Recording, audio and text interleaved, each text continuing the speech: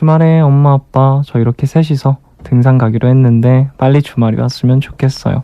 아, 가족 등산 가시는군요.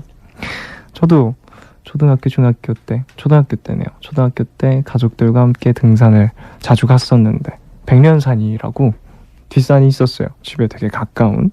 그래서 누나와 함께 올라갔다가 넘어져서 다치고 찡찡거리고 그랬던 적이 있습니다. 저도 가족들하고 같이 가면 진짜 가까운 곳도 뭔가 먼 곳 온 것 같은 기분이 들고 여행 온 것 같고 들뜨잖아요. 황정원 님도 잘 다녀오세요. 이번에는 저의 가족 얘기를 좀 해보고 싶은데요. 그 중에서도 어머니 이야기를 좀 하고 싶습니다. 엄마 하면 전 생각나는 요리가 있어요. 꽃게탕인데요. 제가 한국에서 신종플루 걸린 사람 순서로 쳐도 되게 앞순번일 거예요. 그때 활동 기간 중에 신종플루에 걸려서 몸이 상당히 아팠던 적이 있는데 제가 많이 아프니까 엄마가 꽃게탕을 해주셨어요. 근데 꽃게탕이라는 게 사실 너무너무 맛있지만 발라먹기 좀 어렵고 힘들잖아요. 근데 안 그래도 좀 몸이 아파서 예민한데 어머니가 발라먹기 힘든 꽃게탕을 해줘서 버럭 화난 적이 있었습니다. 아, 왜 몸도 힘든데 발라먹기 힘든 거 주냐고. 근데 사실 그때는 몰랐는데 다 낫고 어머니가 얘기해 주시는 걸 들으니까 제가 어렸을 때 열이 나거나 몸이 아프면 그렇게 꽃게 요리를 해달라고 졸랐대요. 간장게장이라든지 꽃게탕이라든지 저는 그 기억이 안 나거든요. 그런데 제가 너무 아프니까 엄마는 뭐라도 해주고 싶어서 자꾸 찾다가 예전에 제가 어릴 때 꽃게탕 먹고 힘냈던 기억이 나셔서 그거라도 해주신 거죠. 참 못났죠. 못난 아들이죠. 어머니는 절 생각해서 해주신 건데 그것도 모르고 버럭 화만 냈으니 참. 그래서 어머니에게 사과하는 의미로 어머니가 좋아하시는 이문세 선배님의 노래를 골라봤는데요. 저희 어머님도 어렸을 때부터 쭉 별밤을 잘 들으셨다고 합니다. 좋아하는 가수를 여쭤봐도 이문세 선배님 콘서트 한번 가보고 싶다 이런 얘기를 많이 하시고요. 그래서 첫 라디오 DJ 하면서 첫날 여러분께 들려드리고 싶은 노래가 있었어요. 그 곡이 바로 이문세 선배님의 가로수 그늘 아래 서면입니다. 저희 어머니가 정말 좋아하는 노래라서 같이 듣고 싶습니다. 제가 오늘 아침에 집에서 나올 때 어머니가 잘하고 와, 꼭 들을게 라고 말씀하셨는데 지금 듣고 계실 거예요. 잘 듣고 계시죠, 엄마? 그러니까 부모님이 원하시는 거랑 제가 네. 원하는 거랑 달랐어요. 아, 네. 그래서 좀 마찰이 있었나요, 부모님과? 마찰이 굉장히 심했어요. 부모님은 공부해서 좋은 대학교 가고 좋은 직장 가고 그렇죠. 부모님들의 마음은 이런 입장이셨고 저는 네.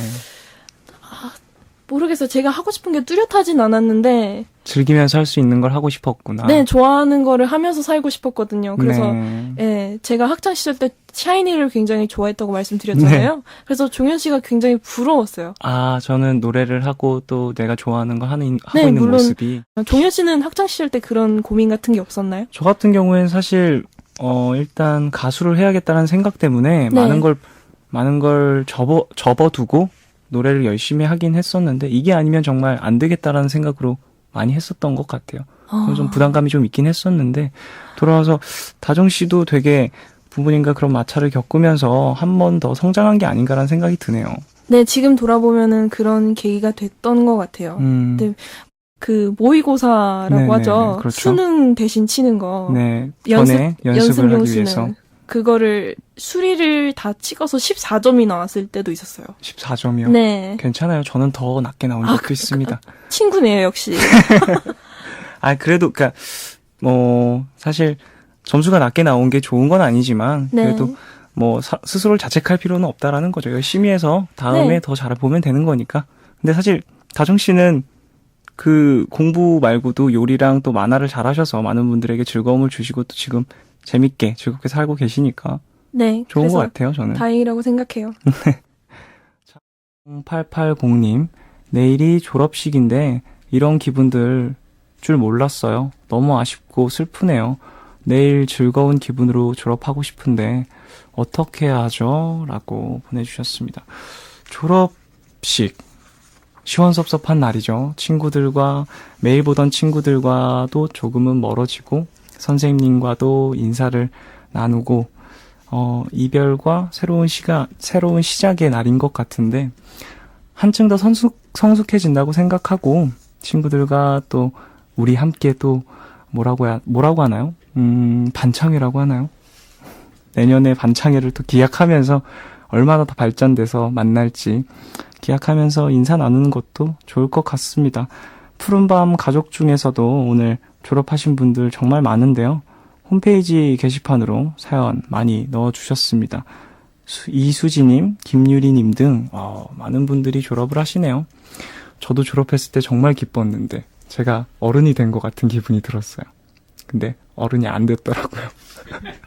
오늘 졸업하신 분들, 내일 졸업하시는 분들 모두를 위해서 이 노래 들려드리겠습니다. 브로콜리 너마저의 졸업 듣고 올게요. 저 내일 고등학교 졸업해요. 이제 사회인이 된다고 생각하니 마음이 싱숭생숭 보내주셨습니다. 얼마나 떨릴까요? 내일 고등학교 졸업한다.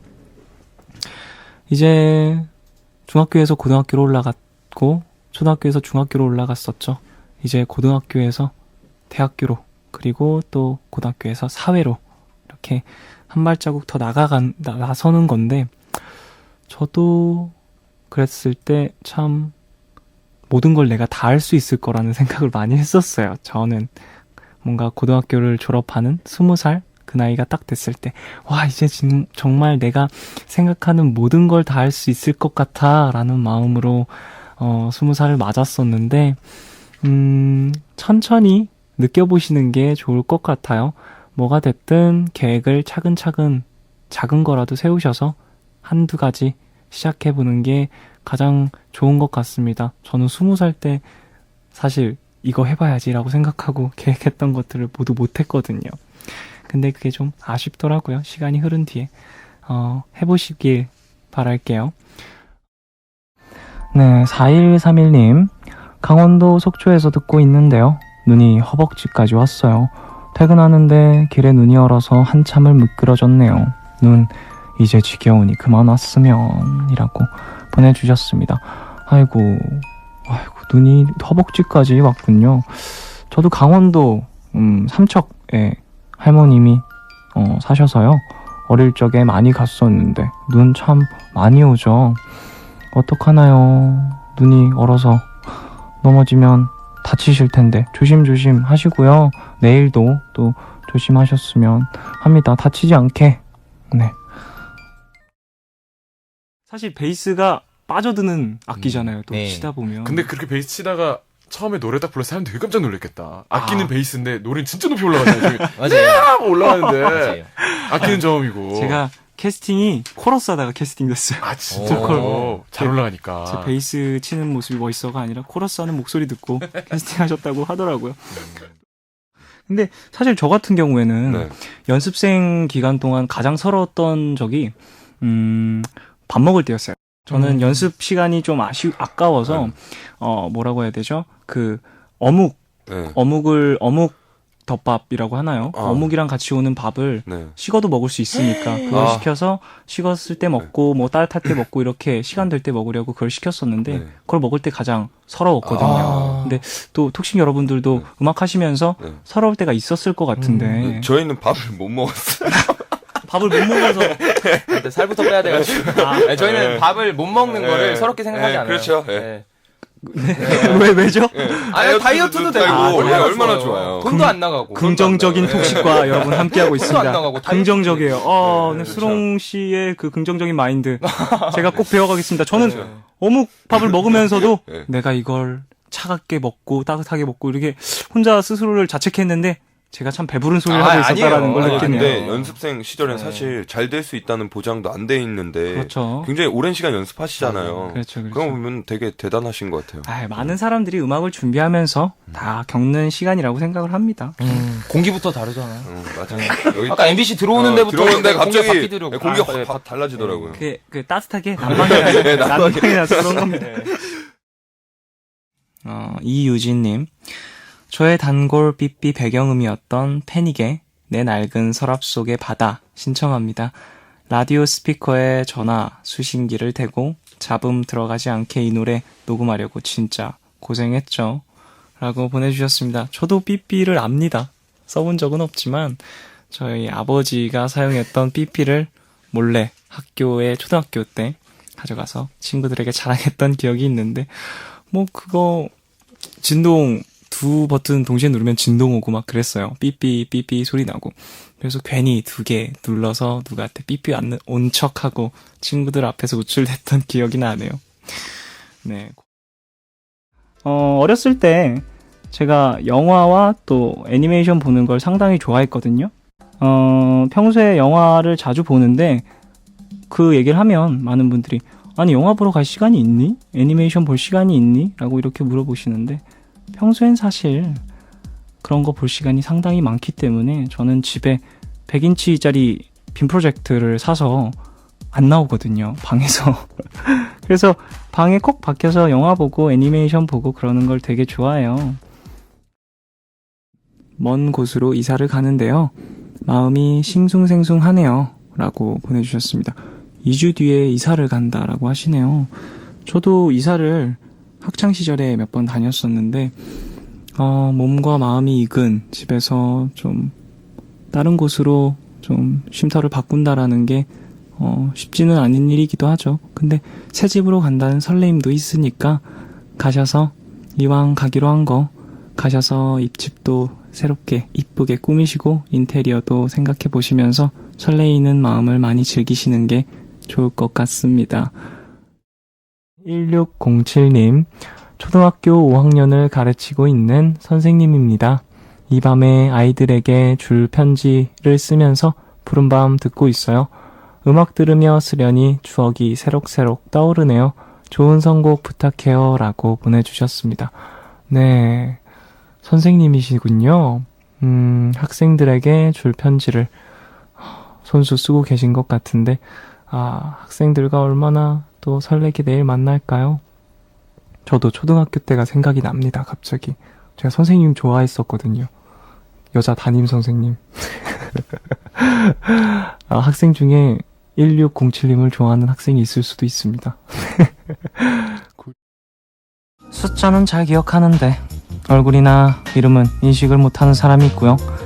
길로는 어두운데 영화 대사 같은 건 줄줄이 외우는 사람이 있습니다. 기억력에도 종류가 있기 때문에 좋아하는 성향이나 관심에 따라 기억하는 분야가 다 달라서라고 하죠. 저 같은 경우엔 드라마나 영화 명대사 이런 것들을 잘 기억하는 편이고요. 특히 스토리가 있는 이야기들, 사람 사는 이야기들, 그런 얘기들을 이상하게 한번 들으면 꽤 오래 기억하는 편입니다. 숫자는 못 외워도 사람 얼굴은 기억 못해도 누군가의 이야기는 기억한다는 거 DJ로서 꽤 괜찮은 거 아닌가요? 아직은 서투른 초보 DJ지만 오늘도 여러분의 사소한 얘기들 다 기억해드리겠습니다.